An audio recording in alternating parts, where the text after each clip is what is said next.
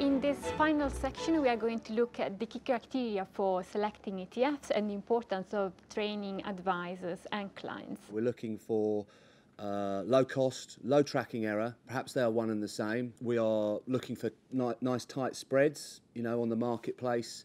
Clearly that is going to have an impact on client experience. We recognise that synthetic and innovative ways of replicating indices could actually, improve client outcomes. We're desperate to educate our clients about it, but, we are very much a retail a business, and even though we have discretion, we have a very intimate relationship with our clients, and we recognise that there is still a lot of concern about more complex ways of putting together these structures.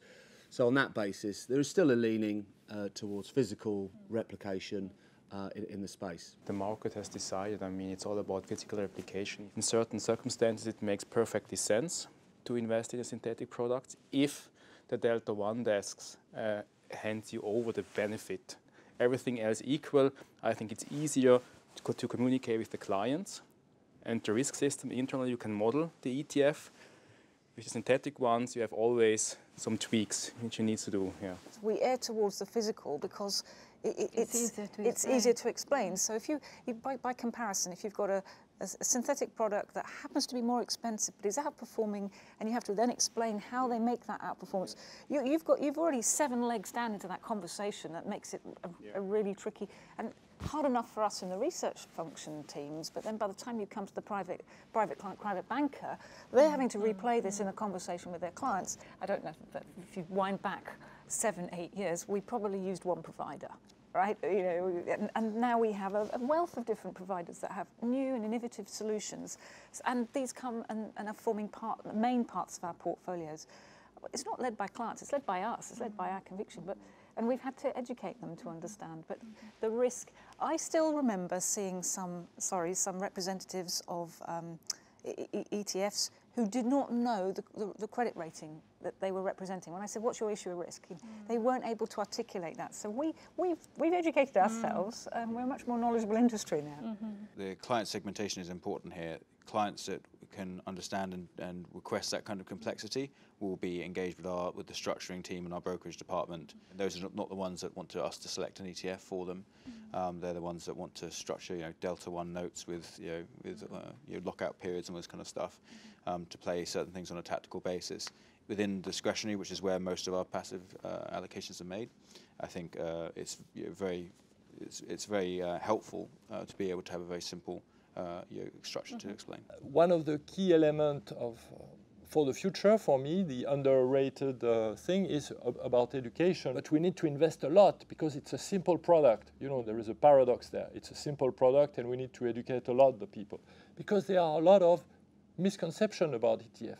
You need to really get into the heart of what it is, what are the benefits, but also what are the risks, what are the risks of underperforming, what are the risks of being a hidden active investor behind the passive, and so on and so forth. And so that's why we invested a lot into understanding a lot the active versus passive. We built a program with INSEAD together in order to train more than 500 advisors on this specific subject. So it requires a lot of investment. It looks like cheap, but you have to invest. Do you see that for clients it's important to have a provider with a wide range of products, or is it specialization important, or the ability to provide innovative solutions, or everything? It depends. Obviously, if you're taking the time to approve a provider, you probably want them to have a lot of products because it means you don't have to approve lots of different providers. But ultimately, what generally happens is, a client will approve us as a provider, and then we'll go into the individual products, and they will probably approve 5 or 6 other providers, and then it will come down to the individual product when they get to that investment decision. But no, it's crucial to understand how we manage portfolios. Obviously, passive is not rocket science, but in particular areas you do need a bit more skill, particularly in fixed income. So understand that we've got the systems, the trading desk, the portfolio management, to be able to manage those exposures effectively. So there should definitely be a lot of provider research. Is there anything else you would like to add on ETF selection? Any major criterion that perhaps we should talk about? Here's my one that always made people laugh. Ease of access to the website, because I can tell you, when you deal with private clients, you have some very important people and they want information now. So you expect those websites to be well maintained. You need to be able to get the fact sheets immediately. You need to be able to understand what the index construction is immediately. And you need to know if they've got reporting status. And for me, it's a bad ding, sorry, what do we say, a black note, if a provider has failed that, because it's about service. So that is a factor, actually. Sorry, it might sound soft, but it is an important factor. Taxes are very important. So very often we have maybe a ranking of 5 ETFs, and maybe the third is the best for a specific client, because after withholding tax and everything, this ETF is the best.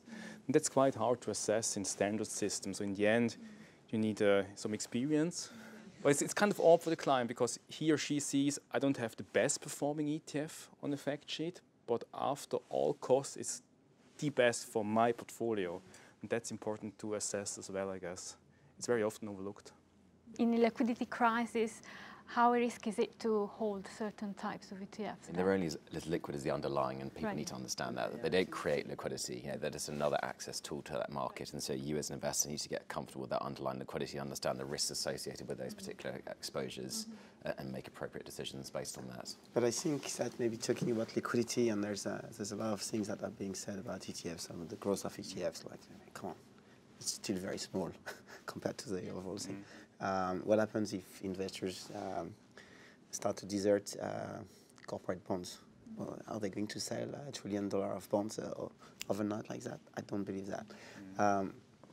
But the ETF actually will show liquidity where the rest of the industry will not show liquidity, because you'll see a discount during the day. It might be 3%. That's the cost of getting your money out on that day. In some cases, you just can't get it. So it's your call ultimately to decide whether you want to take a 3% haircut or not. But that's the cost of liquidity. Yeah, personally, I think it's perfectly fine with traditional asset classes, so if there's normally a market for it. But as soon as we start using like ETFs on some exotic exposure, where you have like a illiquidity premium, then it can be dangerous. But I think we're not there yet. I mean, as an example, if you have maybe private equity wrapped into an ETF, you can do that. You can wrap everything into an ETF, but the underlying market is not super liquid. This might be an issue.